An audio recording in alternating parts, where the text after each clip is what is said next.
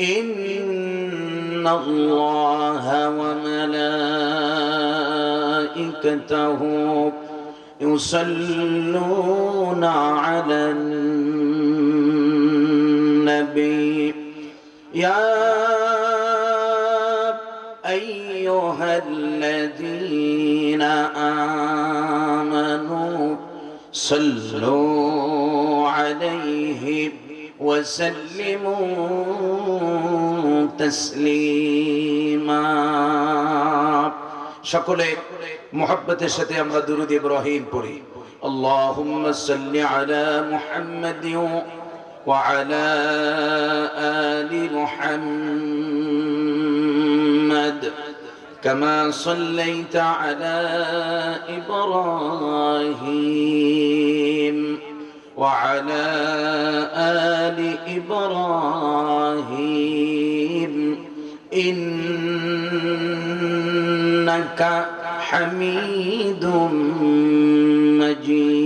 مجيد اللهم بارك على محمد وعلى آل محمد كما باركت على إبراهيم وعلى آل إبراهيم إنك حميد مجيد الحمد لله কিংসুপোয়া রহমানিয়া মাদ্রাসা কর্তৃক আয়োজিত মরহুম হযরত মাওলানা শাহ সুফি আব্দুর রহমান সাহেবের ৮০তম ও মাওলানা আব্দুল খালেক সাহেবের ১২তম মৃত্যুবার্ষিকী উপলক্ষে সকল কবরবাসীর রুহের মাগফিরাত কামনায় আয়োজিত ২ দিন ব্যাপী ১২তম ঐতিহাসিক তাফসীরুল কোরআন মাহফিলের প্রথম দিবসের সম্মানিত সভাপতি আমন্ত্রিত উলামায়ে কেরাম আমার সামনে উপস্থিত আল্লাহ রাব্বুল আলামিনের মাহবুব বান্দাগণ পর্দার আড়াল থেকে যারা শুনছেন আমাদের সম্মানিতা মায়েরা সকলকে অন্তরাত্মার পক্ষ থেকে জানাচ্ছি মোবারকবাদ জানাচ্ছি অভিবাদন জানাচ্ছি মোস্ট ওয়েলকাম জানাচ্ছি তাহিয়া আসসালামু আলাইকুম ওয়া রাহমাতুল্লাহি ওয়া বারাকাতুহু শুকরিয়া আদায় করছি সে মহান মালিক ربنا ورب جميع الخلائق ورب العالمين الله سبحانه وتعالى দরবারে যিনি অত্যন্ত দয়া করে মায়া করে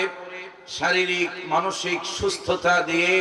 কোরআনে কারীমের কথাগুলো শোনার জন্য এই মুহূর্তে এই ময়দানে আমাদেরকে তৌফিক দান করেছেন তাই রব্বে কারীমের দরবারে কালিমাতুশ শুকর আদায় করছি সকলে পড়ছি আলহামদুলিল্লাহ ربنا لك الحمد حمدا كثيرا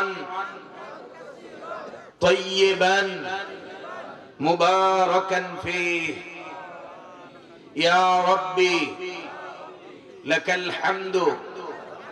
كما ينبغي لجلال وجهك وعظيم سلطانك আমরা মহান আল্লাহ সুবহানাহু ওয়া তাআলার শুকরিয়া আদায় করলাম সম্মানিত উপস্থিতি মাহফিল কমিটি এবং আমার পক্ষ থেকে আপনাদের কাছে ক্ষমা চেয়ে নিচ্ছি যে পোস্টারে দেওয়া ছিল রাত ৯টায় সেখানে ১ ঘন্টা সময় বেশি হয়েছে আল্লাহ যেন আমাদেরকে মাফ করে দেন বলি আমিন সম্মানিত হাজিরিন আমি লম্বা ভূমিকা না দিয়ে